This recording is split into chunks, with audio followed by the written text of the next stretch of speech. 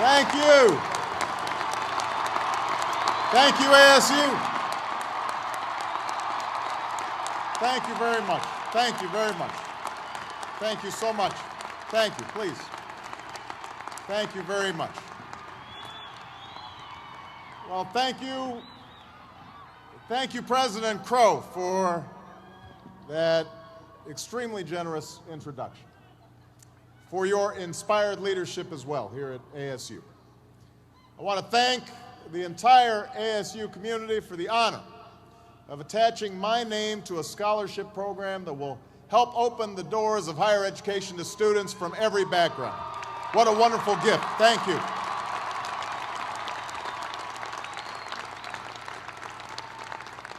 That notion of opening doors of opportunity to everybody, that is the core mission of this school.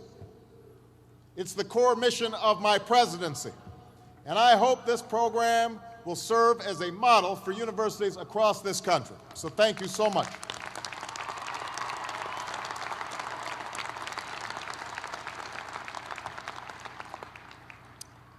I want to obviously congratulate the class of 2009 for your unbelievable achievement.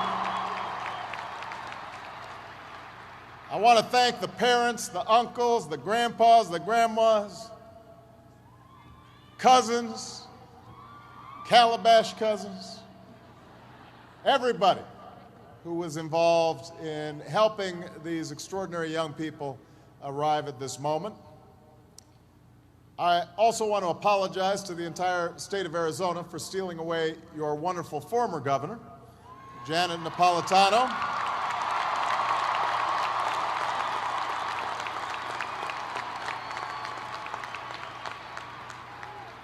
But you've got a fine governor here, and I also know that Janet is now applying her extraordinary talents to serve our entire country as the Secretary of Homeland Security, keeping America safe, and she's doing a great job.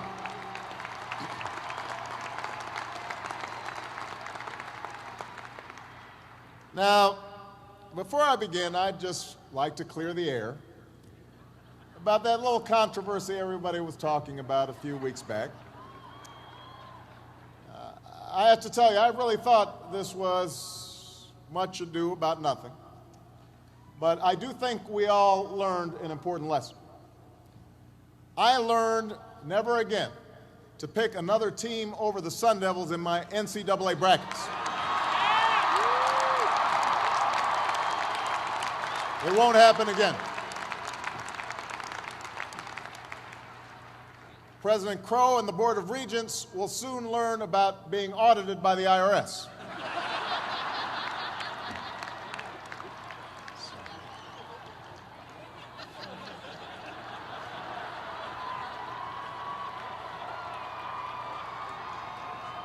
Now, in all seriousness, I come here not to dispute the suggestion that I haven't yet achieved enough in my life. First of all, Michelle concurs with that assessment. She has a long list of things that I have not yet done, waiting for me when I get home. But more than that, I come to embrace the notion that I haven't done enough in my life. I heartily concur. I come to affirm that one's title, even a title like President of the United States, says very little about how well one's life has been led. That no matter how much you've done or how successful you've been, there's always more to do, always more to learn, and always more to achieve.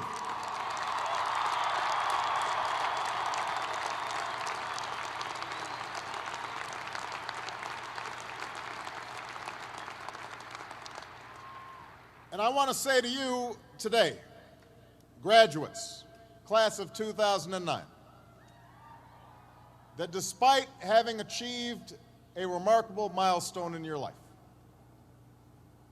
despite the fact that you and your families are so rightfully proud, you too cannot rest on your laurels. Not even some of those remarkable young people who were introduced earlier. Not even that young lady who's got 4 degrees getting today. You can't rest. Your own body of work is also yet to come. Now, some graduating classes have marched into this stadium in easy times, times of peace and stability, when we call on our graduates simply to keep things going and don't screw it up. Other classes have received their diplomas in times of trial and upheaval, when the very foundations of our lives, the old order, has been shaken. The old ideas and institutions have crumbled, and a new generation is called upon to remake the world. It should be clear to you by now the category into which all of you fall. For we gather here tonight in times of extraordinary difficulty for the nation and for the world. The economy remains in the midst of a historic recession, the worst we've seen since the Great Depression. The result in part of greed and irresponsibility that rippled out from Wall Street and Washington as we spent beyond our means and failed to make hard choices.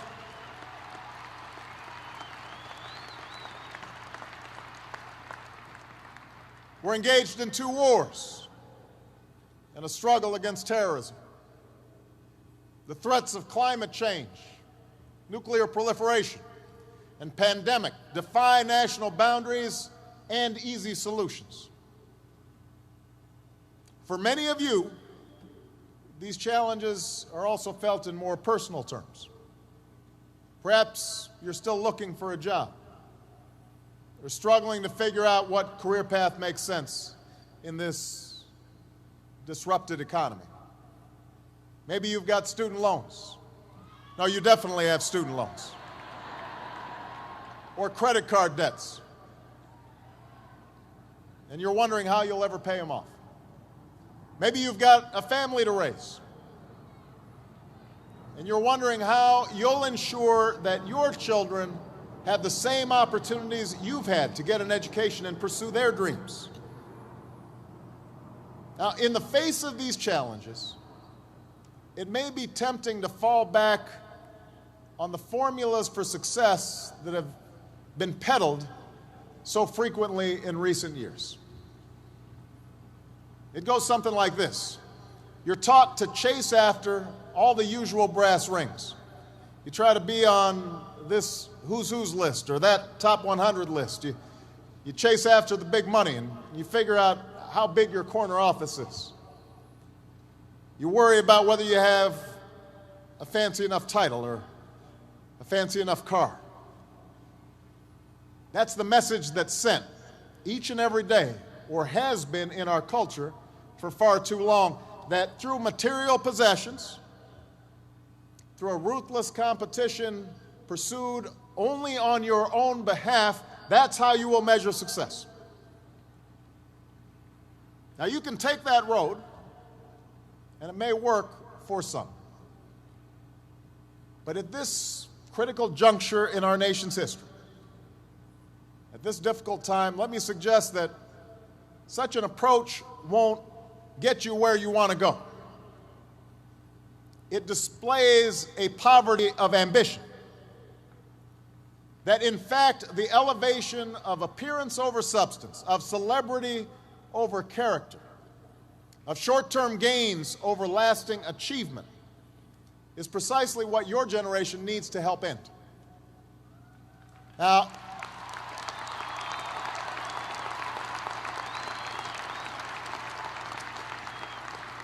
ASU, I want to highlight 2 main problems with that old, tired, me-first approach to life.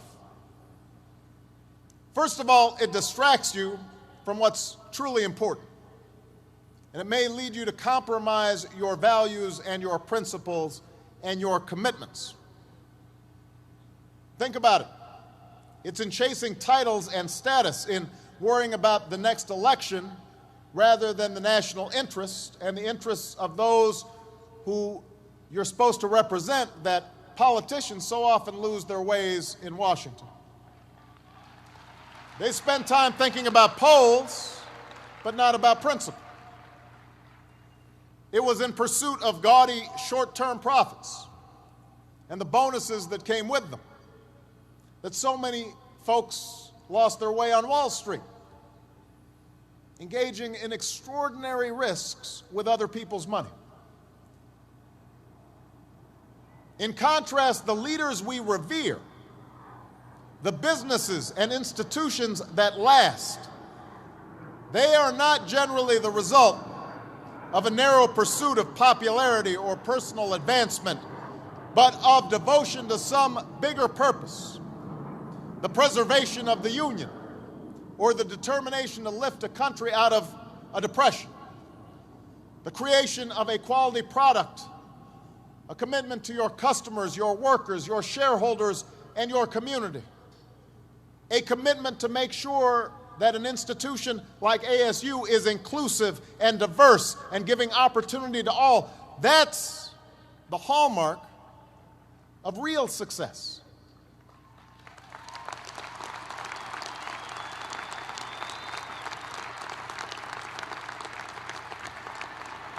That other stuff, the trappings of success may be a byproduct of this larger mission.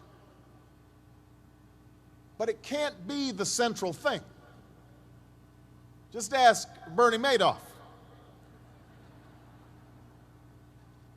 That's the first problem with the old attitude. The second problem with the old approach to success is that a relentless focus on the outward markers of success can lead to complacency. It can make you lazy. We too often let the external, the material things serve as indicators that we're doing well, even though something inside us tells us that we're not doing our best, that we're avoiding that which is hard but also necessary, that we're shrinking from rather than rising to the challenges of the age. And the thing is, in this new hyper-competitive age, none of us can afford to be complacent. That's true whatever profession you choose. Professors might earn the distinction of tenure, but that doesn't guarantee that they'll keep putting in the long hours and late nights and have the passion and the drive to be great educators. The same principle is true in your personal life. Being a parent is not just a matter of paying the bills, doing the bare minimum. It's not just bringing a child into the world that matters, but the acts of love and sacrifice it takes to raise and educate that child and give them opportunity.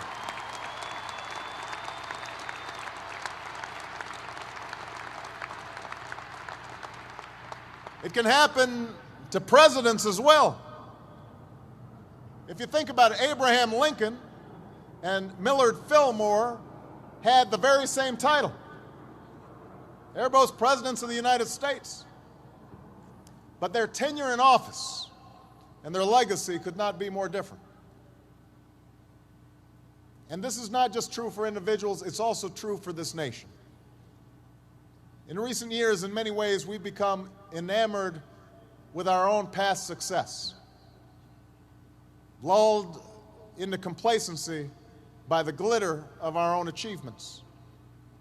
We've become accustomed to the title of military superpower, forgetting the qualities that got us there, not just the power of our weapons, but the discipline and valor and the code of conduct of our men and women in uniform.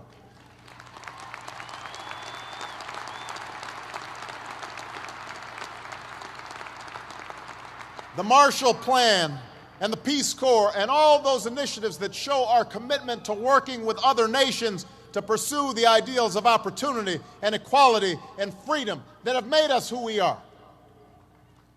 That's what made us a superpower. We've become accustomed to our economic dominance in the world, forgetting that it wasn't reckless deals and get-rich-quick schemes that got us where we are, but hard work and smart ideas, quality products and wise investments. We started taking shortcuts. We started living on credit instead of building up savings. We saw businesses focus more on rebranding and repackaging than innovating and developing new ideas that improve our lives. All the while, the rest of the world has grown hungrier, more restless, in constant motion to build and to discover, not content with where they are right now, determined to strive for more. They're coming. So graduates, it's now abundantly clear that we need to start doing things a little bit differently. In your own lives, you'll need to continuously adapt to a continuously changing economy. You'll end up having more than one job and more than one career over the course of your life. You'll have to keep on gaining new skills, possibly even new degrees. And you'll have to keep on taking risks as new opportunities arise. And as a nation, we'll need a fundamental change of perspective and attitude. It's clear that we need to build a new foundation, a stronger foundation for our economy and our prosperity. Rethinking how we grow our economy, how we use energy, how we educate our children, how we care for our sick, how we treat our environment. Many of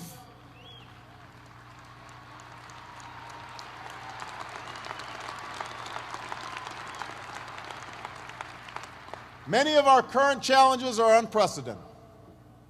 There are no standard remedies, no go-to fixes this time around. And class of 2009, that's why we're going to need your help. We need young people like you to step up. We need your daring, we need your enthusiasm, we need your energy, we need your imagination. And let me be clear, when I say young, I'm not just referring to the date of your birth certificate. I'm talking about an approach to life, a quality of mind and a quality of heart, a willingness to follow your passions, regardless of whether they lead to fortune and fame, a willingness to question conventional wisdom and rethink old dogmas, a lack of regard for all the traditional markers of status and prestige, and a commitment instead to doing what's meaningful to you, what helps others, what makes a difference in this world.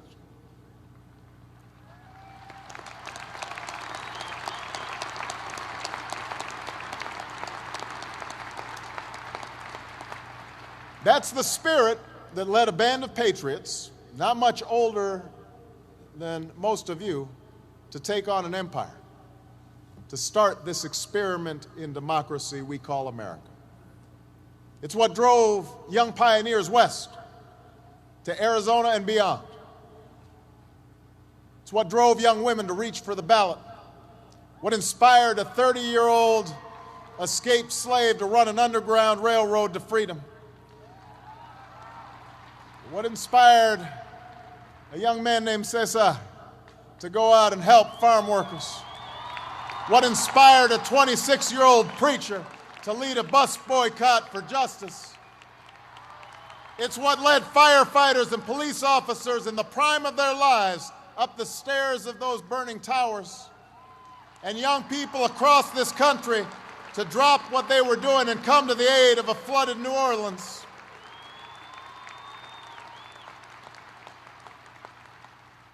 It's what led two guys in a garage named Hewlett and Packard to form a company that would change the way we live and work. What led scientists in laboratories and novelists in coffee shops to labor in obscurity until they finally succeeded in changing the way we see the world. That's the great American story. Young people just like you, following their passions, determined to meet the times on their own terms. They weren't doing it for the money. Their titles weren't fancy. Ex-slave, minister, student, citizen. A whole bunch of them didn't get honorary degrees. But they changed the course of history, and so can you, ASU. So can you, class of 2009.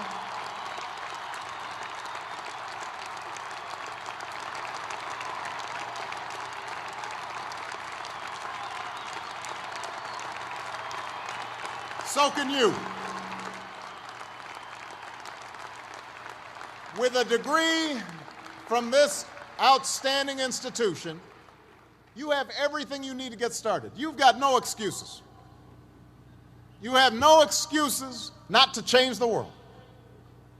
Did you study business? Go start a company.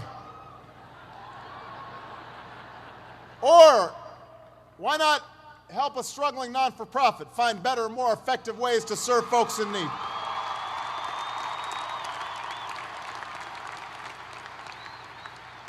You study nursing? Go. Understaffed clinics and hospitals across this country are desperate for your help. You study education?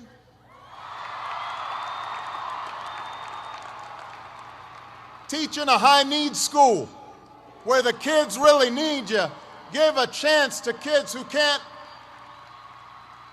get everything they need maybe in their neighborhood, maybe not even in their home, but we can't afford to give up on them. Prepare them to compete for any job anywhere in the world.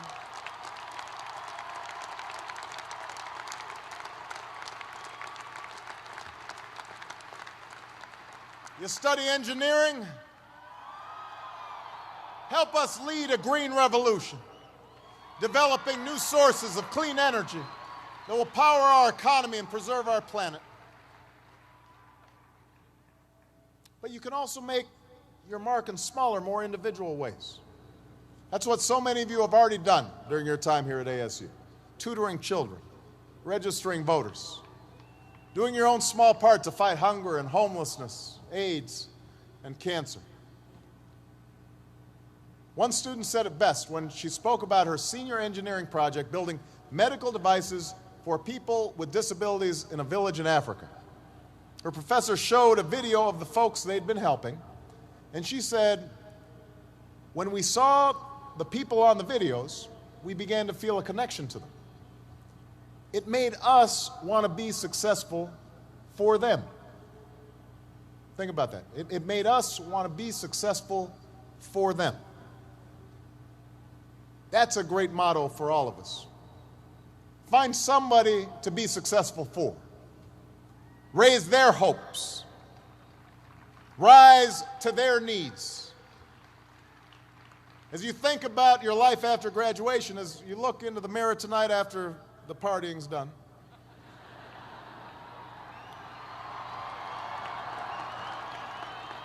that shouldn't get such a big cheer.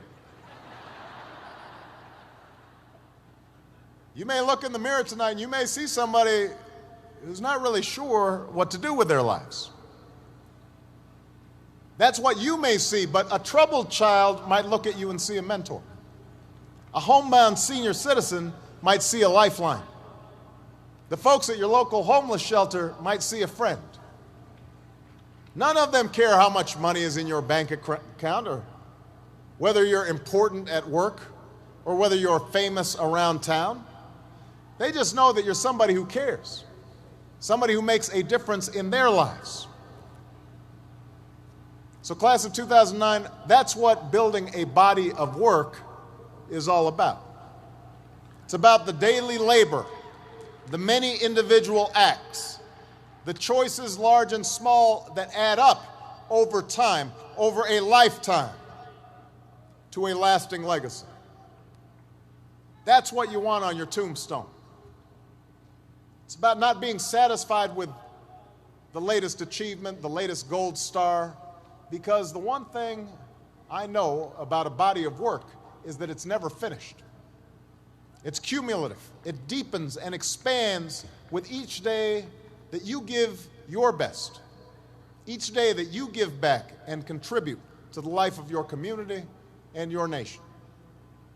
You may have setbacks and you may have failures, but you're not done. You're not even getting started, not by a long shot. And if you ever forget that, just look to history.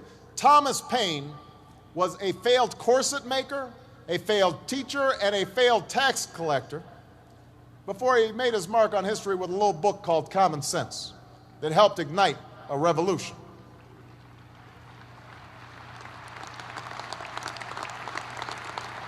Julia Child didn't publish her first cookbook until she was almost 50. Colonel Sanders didn't open up his first Kentucky Fried Chicken until he was in his 60s. Winston Churchill was dismissed as little more than a has-been who enjoyed scotch a little bit too much before he took over as prime minister and saw Great Britain through its finest hour. No one thought a former football player stocking shelves at the local supermarket would return to the game he loved, become a Super Bowl MVP, and then come here to Arizona and lead your Cardinals to their first Super Bowl. Your body of work is never done. Each of them, at one point in their life, didn't have any title or much status to speak of, but they had passion, a commitment to following that passion wherever it would lead, and to working hard every step along the way.